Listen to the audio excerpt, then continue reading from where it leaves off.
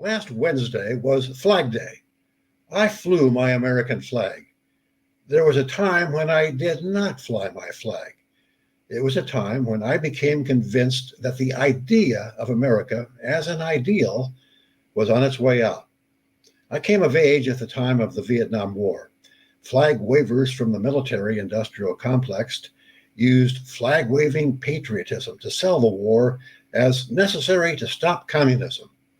It was the domino theory. If Vietnam fell, the Philippines and Australia were sure to go next. It was nonsense, of course, but it sold a lot of weapons for the defense contractors. I bought into the propaganda until I figured out that I would be one of the people expected to kill people from North Vietnam in defense of a largely corrupt South Vietnamese regime. I changed my mind.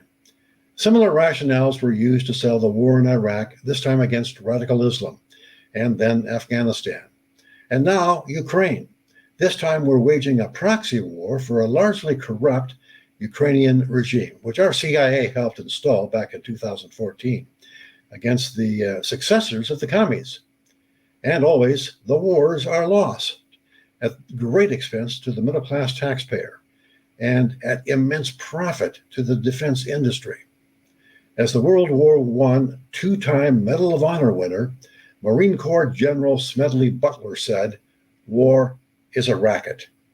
You might ask, why is war tolerated by middle-class Americans who have to pay for it? Lyndon Baines Johnson, president during the Vietnam War, came up with a way to make that happen. He introduced Medicare and Medicaid, low-cost socialized medicine for the elderly who vote, and the lower middle class, along with other expansions of the welfare state. Normally, guns and butter are too expensive to maintain through taxation for long. But long was extended by the use of inflation as a proxy for taxation. Until now, we have reached a turning point in history where debts have come due. We as a country can no longer afford both a military empire and an expansive welfare state. About 85% of the federal budget is welfare and empire building. We either cut welfare, mostly Social Security, Medicare, and Medicaid spending, and warfare spending, or we default on our debt. The easy way out for politicians, both Democratic and Republican, is to inflate the debt away. The way of Argentina, which went from being a first world country to a third world basket case over a few decades. But now a libertarian, Javier Milei, is a contender for the presidency of Argentina. Will something like that happen here? I don't know. If it does, it could take decades.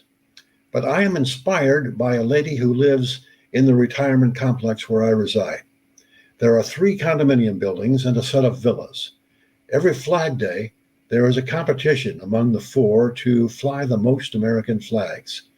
The lady who leads the effort to get our building to fly the most flags is a former resident of a World War II Japanese internment camp in California. If her belief in the idea of America could survive that, my belief in the idea of America can survive our coming national bankruptcy. It's just money.